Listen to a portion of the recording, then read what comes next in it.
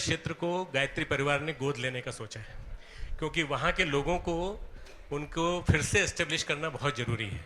और ये लगभग 3 से लेकर 5 साल पीछे चला गया है विकास की दृष्टि से। 3 साल तक दर्शन खुलेंगे इसका संदेह है। तो हम लोग कोशिश करेंगे और हम गांव-गांव जाएंगे, गांव-गांव में जाके लोगों को उनके रोजगार की दृष्टि से व्यवस्थित करने की कोशिश करेंगे। 30,000 पैकेट फूड के हमने पहुंचाए हैं, परंतु इससे भी ज़्यादा जरूरी है रिहेबिलिटेशन। भुज का, कच्छ का रिहेबिलिटेशन करने में बहुत बड़ी भूमिका नरेंद्र मोदी जी की है। आपको मालूम होगा भुज का जो अर्थक्वेक था उसको 2 साल के अंदर आपने खड़ा कर दिया, उठा के बिठा दिया। ऐसे विकास पुरुष नरेंद्र मोदी जी हमारे बीच में हैं। ये स्थान ऐसा है कि जहां आने का मन करता है और जाने की इच्छा नहीं होती है। इस आपत्ति के समय पूरी शक्ति और सामर्थ्य के साथ कुछ न कुछ अच्छा कर पाएं, किसी न किसी के लिए हम काम आएं, इस संकल्प को हम करें। माँ गायत्री हमको आशीर्वाद दें। आप सबको मेरी शुभकामनाएं हैं। मैं डॉक्टर साहब का बहुत आभारी हूं कि यहाँ सबके लिए दरवाजे खुले हैं, कोई भी आ जाए। और पूरे हिंदुस्तान में अब एक ही एड्रेस है, कहाँ जाना है, डॉक्टर साहब के पास जाना है। सब राज्य सरकारें अपना डेरा तंबू यहाँ डाल दिया है। सबको मालूम है कि यहाँ से व्यवस्था सुचारू ढंग से होगा। इस एक व्यवस्था के कारण कितना बड़ा लाभ होता है ये हम देखते हैं। कई जगह पे खाना नहीं था, यहाँ से खाना पहुँचाया गया ताकि कोई भूखा ना मरे। ये मानवता का इतना उत्तम काम इस पवित्र धरती से हो रहा है, डॉक्टर साहब के मार्गदर्शन में हो रहा है। मैं फिर बार आपके इस महान प्रयासों को प्रणाम करता हूँ, आपको वंदन करता हूँ। बहुत बहुत धन्यवाद।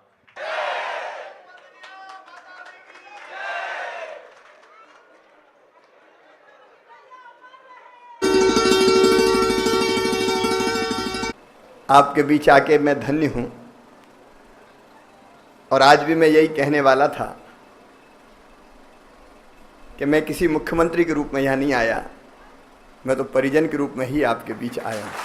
एक्चुअली क्या है कि वहाँ से बहुत अटके पड़े हैं, भोजन नहीं पहुँच पाए।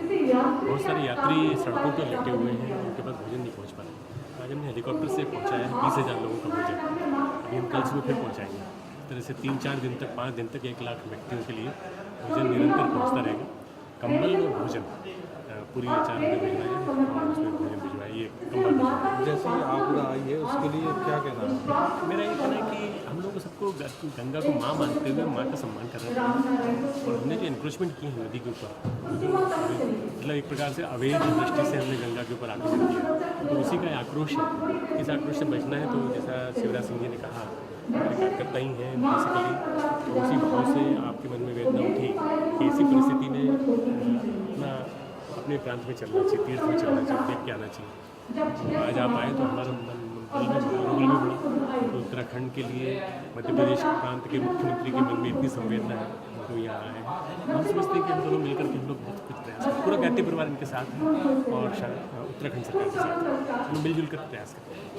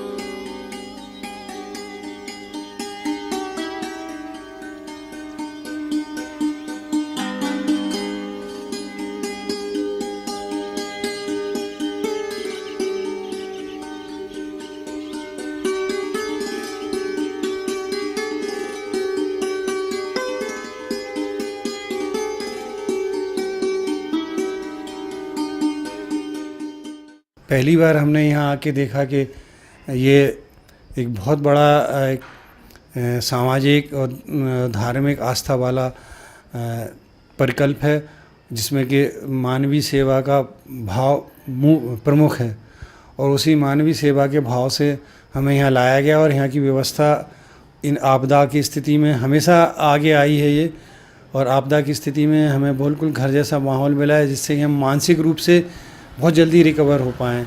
नहीं तो क्या होता है कि आंख बंद करो तो पूरा वहीं का मंजर दिखता है। तो यहाँ पे हमें बहुत राहत है।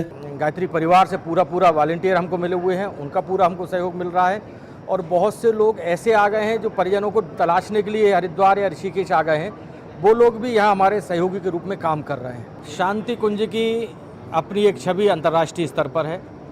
हमारे प्रदेश के मुख्यमंत्री जी यहाँ से लगातार जुड़े रहे हैं, और जैसे ही विपत्ति आई और मुख्यमंत्री जी निर्णय किया कि हमको यहाँ पर अपना कैंप स्थापित करना चाहिए, पूजनीय पंड्या साहब से मुख्यमंत्री जी की बातचीत हुई और उनने कहा कि आप अपने दल को भेजिए, हमारा पूरा सहयोग रहेगा। और कल से सवेरे से मैं यहाँ पर हूँ, भरपूर सहयोग मिल रहा है।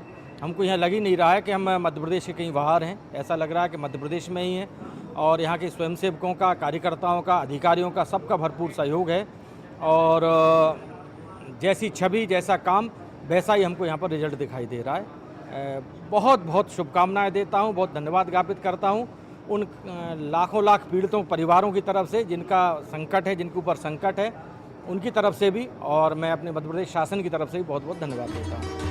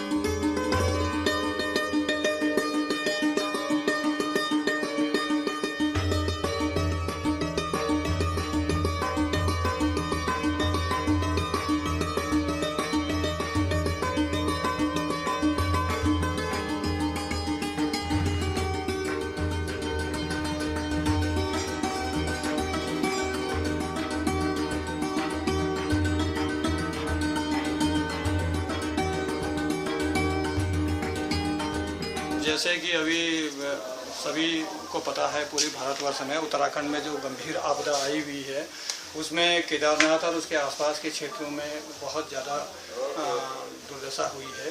इसी में जो प्रशासन इस समय सहयोग कर रहा है और आर्मी के हेलीकॉप्टर से वहाँ पे रसद उपलब्ध कराई जा रही है, उसी में गायत्री परिवार ने भी प्रशासन को बहुत बड़ा सहयोग दिया है।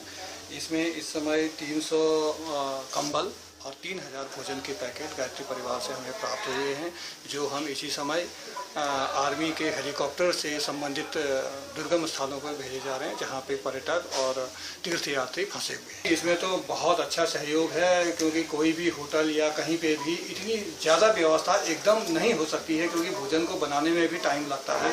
ऐसे समय में गायत्री परिवार ने भी आगे बढ़ करके बहुत शीघ्रता से इन सारी सामग्री को तैयार करके प्रशासन को दिया हुआ है। बहुत अच्छी फीलिंग्स।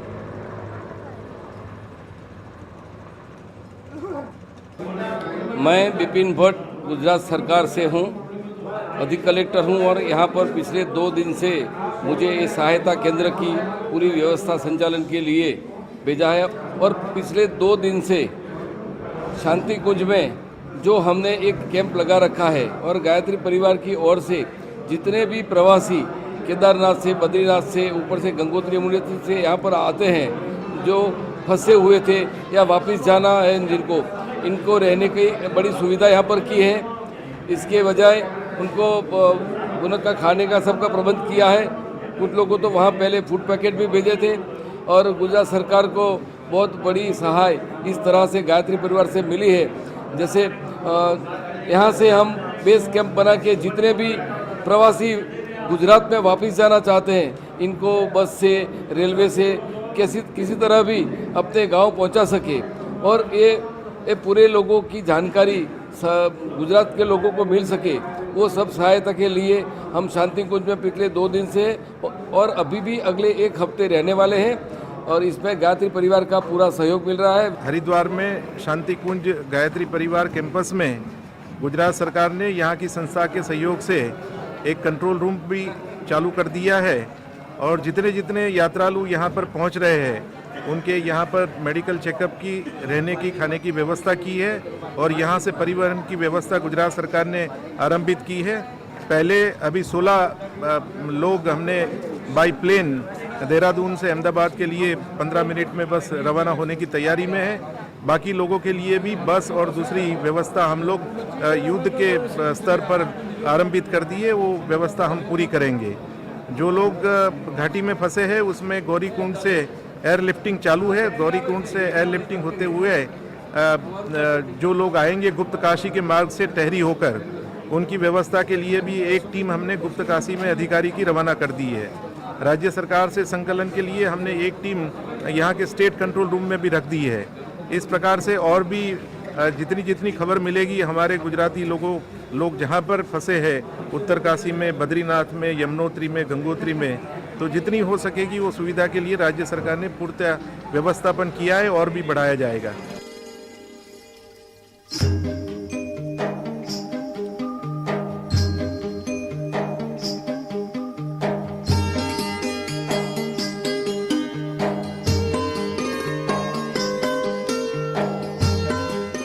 गुजरात सरकार के द्वारा उत्तराखंड के 4 धामों में जो अलग अलग जगहों पर फंसे हुए गुजरात के यात्रालुओं के लिए गुजरात पहुंचने का इंतजाम अलग अलग तरीके से किया जा रहा है, जिसके अंतर्गत यहां से अभी 16 लोगों को एक प्लेन के द्वारा देहरादून से दिल्ली भेजा जा रहा है और वो उन 16 लोगों में ज़्यादातर महिलाएं और असक और वृद्ध लोग हैं जिनको जल्दी से उनके घरों तक पहुंचाना ज़रूरी था।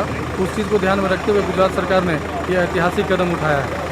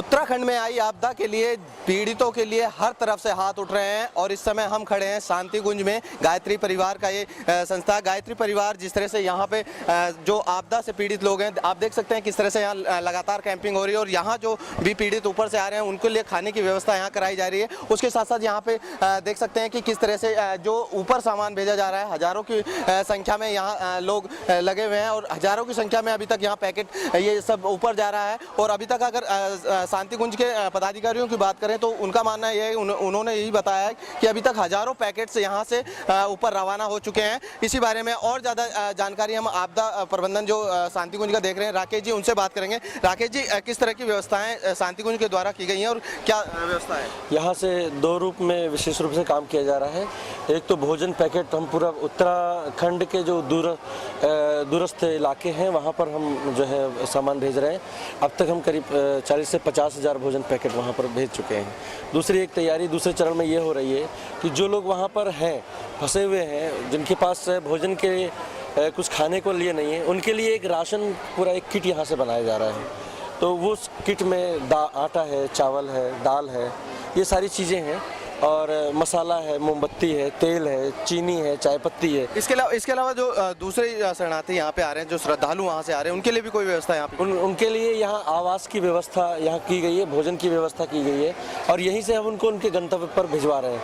अब तक करीब जो है 1000-2000 किलो के आसपास से यहाँ आ चुके हैं। तो ये थे हमारे साथ राकेश जी, जो बता रहे थे कि किस तरह से गायत्री परिवार इस पूरी व्यवस्था में जुटा हुआ है और हजारों की संख्या में अभी तक जो सामान है, जो पैकेट्स है खाने के, और उसमें चावल भी है और अन्य जो खाने के सामान है वो यहाँ तक पहुँचाए जाए। आप देख सकते हैं कि इस समय किस तरह से गायत्री परिवार के जो कार्यकर्ता हैं किस तरह से लगे हुए हैं। जो फूड सामान यहाँ पे पीने का पानी का सामान है और दूसरा जो जरूरी सामान है वो पहुँचाने के लिए यहाँ लगातार लगे हुए हैं। सैकड़ों की संख्या में कार्यकर्ता हैं और कहीं ना कहीं ये माने कि जिस तरह से पूरे आपदा में बढ़ चढ़कर लोग अपनी भागीदारी कर रहे हैं उनको राहत तो पहुंचाने के लिए जो पीड़ित हैं, तो कहीं ना कहीं शांति कुंज गायत्री परिवार भी इसमें एक बड़ी भूमिका अदा कर रहा है। महावीर नेगी, सहारा न्यूज़ ब्यूरो, गायत्री परिवार, शांति कुंज, हरिद्वार।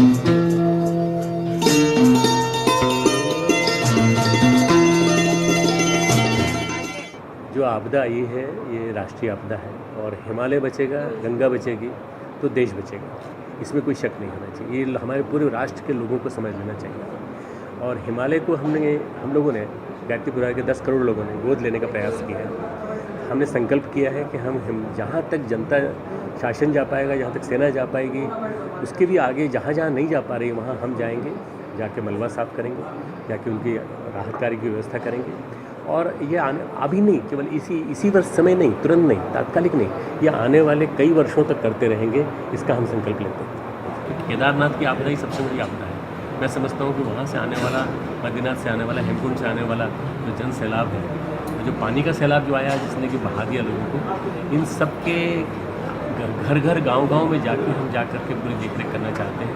हम चाहते हैं कि उनको पूरी तरह से उनका फॉलोअप करें, उन लोगों को व्यवस्था दिलाएं, आने वाले 3-4 साल में उनको अपने पैरों पे खड़ा कर सकें। ये हमारा मूल उद्देश्य है। हमने 4 केंद्र बनाए, कर्णप्रयाग एक बनाया हमने, न्यू टेहरी एक बनाया हमने, आगे चल के थोड़ा और आगे जाके ये अगस्तमुनि में, और इसके बाद थोड़ा और आगे चल के जो बनाने का मन है वो है हमारा कर्णप्रयाग और उसके बीच में, ग्वालदम के बीच में, ताकि जो उधर का बेल्ट है कुमायूं को, जिसे हम नहीं एक्सेस कर पा रहे, जैसे मदकोट पूरा बह गया, पूरा मुनस्यारी के नीचे का हिस्सा पूरा बह गया, इन 4 सेंटर से हम स्थायी सामग्री वहाँ से उपलब्ध कराएंगे।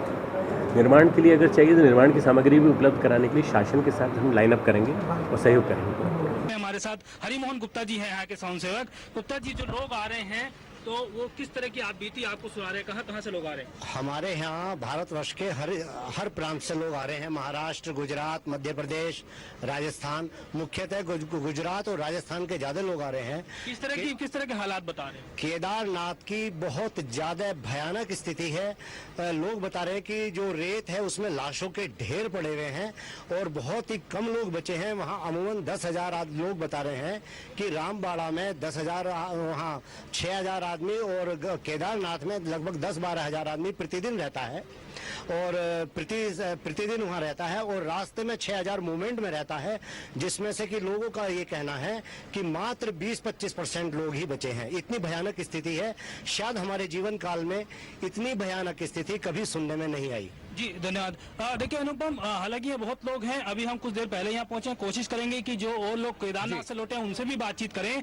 हम यहाँ नरेंद्र मोदी गुजरात के मुख्यमंत्री पहुंचने वाले हैं, लोगों से मिलेंगे, उन्हीं की प्रतीक्षा हो रही है। इससे पहले जरा सी बात कर लें, कुछ और लोग यहाँ पर मौजूद है, अगर संक्षेप में इनसे बात करें कि ये कहाँ से आए हैं और कहाँ फंसे हुए थे, किस तरह की परेशानी में थे। जी, आप कहाँ से आए हुए हैं? अहमदाबाद। जी, किस तरह की परेशानी में और कहाँ फंसे हुए थे आप? हम गंगानी में। जी, क्या दिक्कतें वहाँ पेश आई? अभी तो बहुत परेशानी है, इसकी कोई सुविधा नहीं है और खाना पीने की भी सुविधा नहीं की है। आप कहाँ से? हम साथ में 14 पैसेंजर निकले थे, 14 इंसान निकले थे। हाँ, कहाँ फंसे हुए थे? हम गंगोत्री से निकले थे और गंगा नानी आके रुके थे, बाद में सब रास्ते टूट गए थे। तो आने का 50 किलोमीटर चल के आए पैदल, 2 डूंगर से उतर के आए। खाने पीने की किस तरह की व्यवस्था? बस हमारे जो मिला वो खा लिया था, 50 रुपए प्लेट मिले, यहाँ मिले थे। और जरा सा बात करते हैं, कुछ महिलाएं भी हमारे साथ हैं। जी बताइए। हम गंगनानी में फंस गए थे, गरम कुंड के पास 1 किलोमीटर के आगे है और वहाँ से हम 36 घंटे बस में रहे। वहाँ पूरा बारिश था, बाहर भी नहीं निकल सकते और खाने पीने के लिए उतनी लूट चलती थी। इसमें 50 रुपए की एक मैगी, 10 रुपए का 50 रुपए उन लोग लेते थे। बाद में हम दूसरे दिन रास्ता टूटा हुआ था, उधर एकदम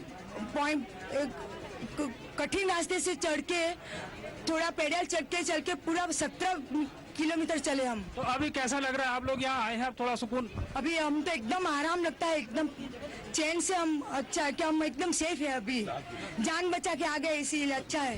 देखा अनुपम आपने, लोग वहाँ से आए हैं, थोड़ा सा अब शांतिपूर्ण माहौल में वो है, थोड़ा सा खुशी महसूस कर रहे हैं, लेकिन वहाँ बिताए हुए दिन को याद करते हैं तो बड़ा सिहर उठते हैं। अभी इस कैंप में लोगों का आना जारी है, यहाँ से जो सुविधाएं लोगों को मिल रही हैं वो उसको अवेल कर रहे हैं और यहाँ काउंटर लगे हुए हैं, कई प्रदेशों के अधिकारी भी अंदर बैठे हुए हैं। अभी फिलहाल लोग इंतजार कर रहे हैं कि नरेंद्र मोदी गुजरात के मुख्यमंत्री यहाँ पहुंचेंगे और वो लोगों से रूबरू होंगे, इस बात का इंतजार किया जा रहा है। जी फहीम, बहुत बहुत शुक्रिया हमारे साथ जुड़ने के लिए और लोगों से वहां पर बातचीत करवाने के लिए। फहीम तरहा हमारे संवाददाता हमारे साथ जुड़े हुए थे, जो बता रहे थे वहां पर क्या स्थितियां हैं और लोगों ने जहां पर राहत शिविर में जो शरण ली हुई है वहां पर किस तरह के हालात हैं। यहाँ रुक रहे हैं एक ब्रेक के लिए, जल्द हाजिर होते हैं।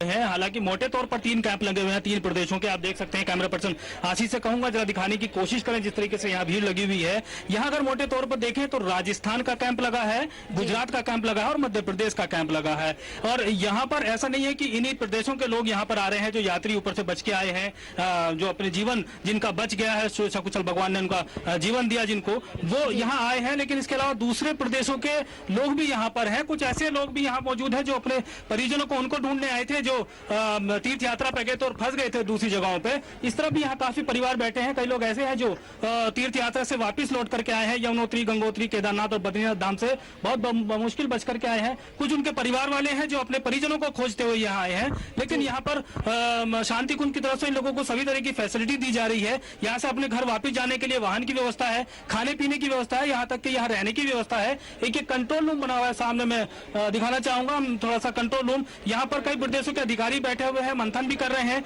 सारा डाटा यहाँ पे कलेक्ट किया जा रहा है, आंकड़े सब जमा किए जा रहे हैं। यहाँ पर जो शांति कुंज के जो हेड हैं वो भी, गायत्री परिवार के हेड वो भी बैठे, उनके साथ मंथन हो रहा है। कई अन्य लोग भी यहाँ पर मौजूद हैं, पार्टी के लोग हैं, सरकार के पूर्व मंत्री भी मौजूद हैं, यहाँ पर रामलाल जी मौजूद है, राज्य महामंत्री भी हैं।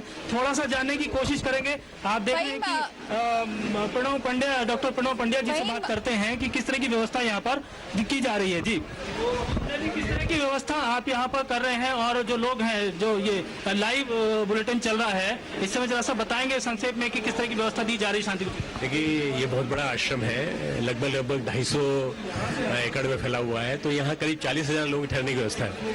तो अभी तक यहाँ जितने ऊपर से आते जा रहे हैं उनको ठहराते जा रहे हैं, बस में रवाना करते चले जा रहे हैं। और इसके अलावा भोजन पैकेट हमने यहाँ से रवाना किए हैं, लगभग 37,000 भोजन पैकेट हम लोग भेज चुके हैं ऊपर पहाड़ पे। और पहाड़ को हम गोद लेने का सोच रहे हैं आने वाले वर्षों के लिए। मतलब तुरंत राहत तो ये है कि एक कंबल और बाकी सामग्री राहत की, वो सामग्री राहत की तुरंत जो जरूरत है वो सारी हम लोग दे रहे हैं। और मुझे लगता है कि इसी की सबसे ज्यादा आवश्यकता है इस समय, क्योंकि पानी फिर आने की संभावना है, इसलिए ये सब सामान पहुंच जाए ज्यादा जरूरी। पंडित जी, किस तरह का माहौल बता रहे लोग केदारनाथ से आ रहे हैं, दूसरी जगह से आ रहे हैं, किस तरह की स्थिति वहाँ पर, कैसी तस्वीर पेश कर रहे हैं, कुछ बात हुई होगी? देखिए, लोग तो बड़ा भयंकर हादसा बता रहे हैं, खौफनाक।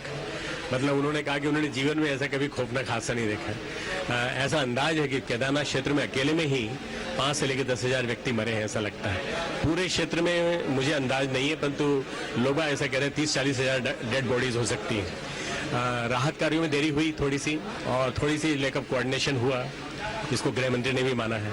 मैं समझता हूँ कि स्वैच्छिक संस्थाओं के साथ मिलकर के, सहयोग करके अगर काम किया जाए तो बहुत बड़ा काम हो सकता है। सेना ने बहुत बढ़िया काम किया है, आईटीबीपी ने बहुत अच्छा काम किया है, बहुत कमेंडेबल काम किया है। तो मैं समझता हूँ ये काम जो है और भी ज़्यादा अच्छा हो सकता था, कई जान बचाई जा सकती थी अगर थोड़ा सा साथ लेके चलो। धन्यवाद। देखा दीपाली, बहुत साफ तौर पर कहना है पंड्या जी का कि ये जो राहत कार्य है वो तेज हो सकते थे और गंभीर रूप से हो सकते थे, लेकिन कहीं ना कहीं कोऑर्डिनेशन की कमी रही है। जी दीपाली, कहीं यहाँ पर बताया जा रहा है कि गुजरात के मुख्यमंत्री नरेंद्र मोदी भी पहुंचने वाले हैं, इस बारे में क्या जानकारी है?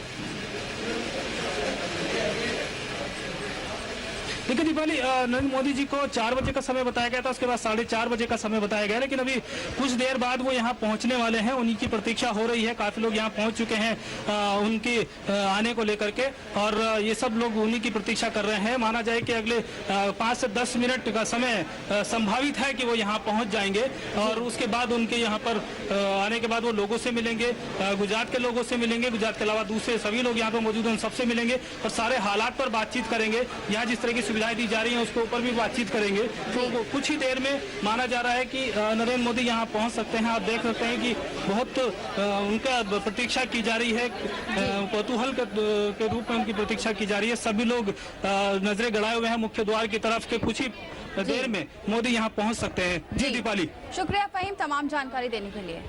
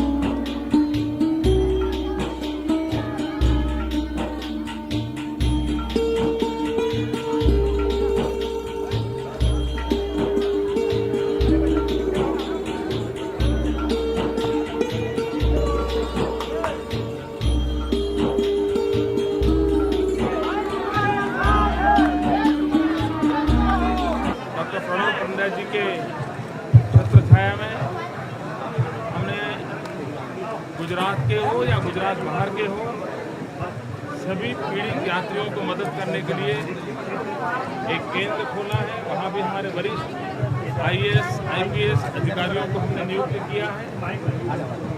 मैं स्वयं भी 2 दिन से यहाँ हूँ। आज मैंने केदारनाथ घाटी तक सारे आफतग्रस्त विस्तारों का एरियल सर्वे किया है।